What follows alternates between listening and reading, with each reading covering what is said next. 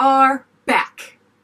Lots of technical difficulties. I'd like to take a minute to apologize to the poor people over at the Apple Store. I'm sorry for the verbal abuse. I didn't mean what I said. It's the playoffs. I was mad.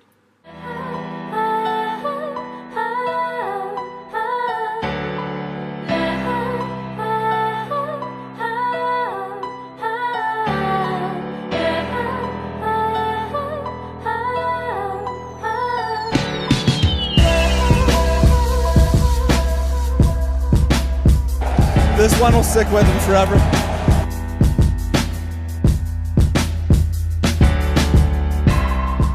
So pumped that this is all figured out. That was way more frustrating than anything I've ever faced, but probably not as frustrating as last night's game for anybody on the team for the St. Louis Blues, or their fan base, or anybody who wants Boston to lose. But with that being said, let's jump right in. Today's episode is brought to you by Belly Up Hockey. They are a part of Belly Up Sports, and I gotta say, they are way more reliable than me. You guys definitely need to check them out. I'm gonna have all of the links down in the description below. And while you're down there, if you have not yet already subscribed, hit that subscribe button for the glove drop. And, if you like these videos, hit the like button, share it with your friends. And of course, in the comments, I do read them all. Stuff you'd like to see, stuff you don't want to see. Tell me what you think. Tell me what your opinions are and, challenge me. Let me see what you think. Tell me I'm wrong. Do it. So, Game 3 has come and gone. Game 3 of the Stanley Cup Finals. The first Stanley Cup Final game played in St. Louis since 1970. And what do? What do the Blues do? They just blow it. Yeah, they blow it. The Boston Bruins destroy the St. Louis Blues 7-2. Jordan Binnington gets pulled from net. Everything that they had going for them, like a strong power play, a strong penalty kill, gone, destroyed. It was an absolute shit show. Is it the end of the St. Louis Blues? Have the Boston Bruins just totally ended it? Nah, I don't think so. So going into Game 3, the series is tied 1-1. Like I said, first game for a Stanley Cup Final in St. Louis since 1970, and we all know how that ended. Boston Bruins swept the St. Louis Blues. Not only did they sweep them, Bobby Orr had this flying goal, which has been commemorated outside of TD Garden in bronze in a statue. They just blew it. And yesterday, all of the money that these Blues fans spent to see this first Stanley Cup Final game sucks, doesn't it?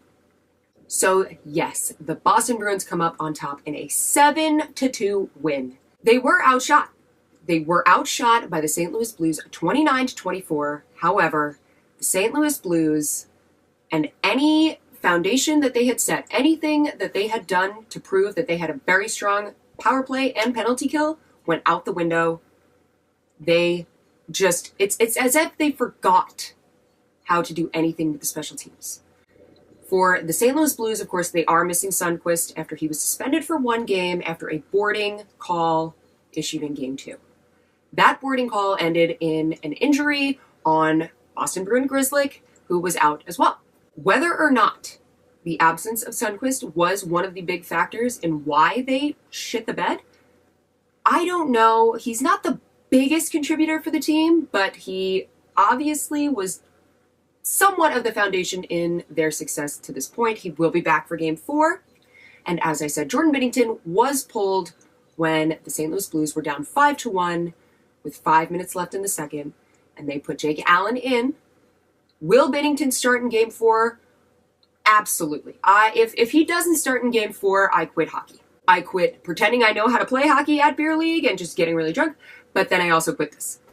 Binnington is a very, very strong-willed goaltender. And watching him sitting on the bench and just fuming, you know that he is more than furious, and you know that when he comes back out in Game 4, he has got more than a point to prove. So a quick rundown of Game 3. Of course, we go into Game 3. The series is tied 1-1. The Bruins took Game 1. The St. Louis Blues took Game 1, watched the tape. They really looked at every single thing that they needed to change in order to win. With that, I mean the very few shots on goal. Now, very few shots on goal can work in certain cases. You've got certain goalies that, if they haven't faced a shot within 6, 7, 10, 12 minutes, they're going to get cold and they're going to let those initial shots in, not when you're facing Tuukka Rask. So Game 2, the Blues come out and they are crushing it. They are ripping shots. The shots on goal completely flipped. I believe the first game was Boston 38, St. Louis 20. Game 2, St. Louis 37, Boston 23. When the Boston Bruins came in to Game 3, after Game 1 and Game 2 of literally just not being able to figure it out on these penalty kills and power plays, they flipped a switch, they come out, and they go 4 for 4 on the power play. 4 goals for 4 power plays. What did the St. Louis Blues do? 1 for 5. I am not sure what actually happened as far as the Blues go. Be it inexperience, you're going to see Maroon getting an unsportsmanlike conduct penalty.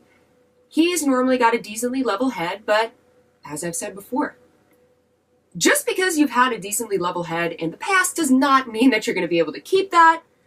Biggest example, Justin Williams of the Carolina Hurricanes. Another huge thing that the Boston Bruins did was finally have that first line show up. Now, as we go into Game 4, I don't think it's over. I will admit that it's over if the Bruins win Game 4. What's going to happen if the St. Louis Blues want to come back from whatever the hell happened last night?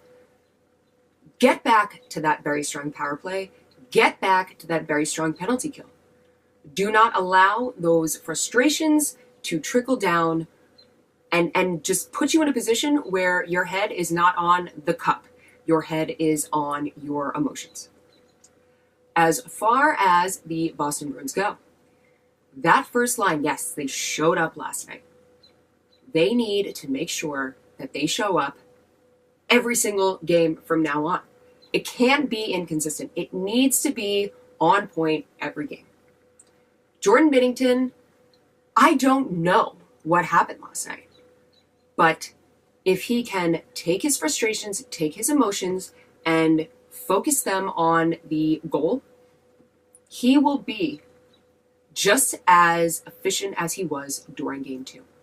Until tomorrow, I hope everybody has been enjoying these playoffs, whether or not your team is in it. And I still don't know who I'm rooting for, so I will just leave you guys with the wise words of Phil Kessel. I don't know, boys.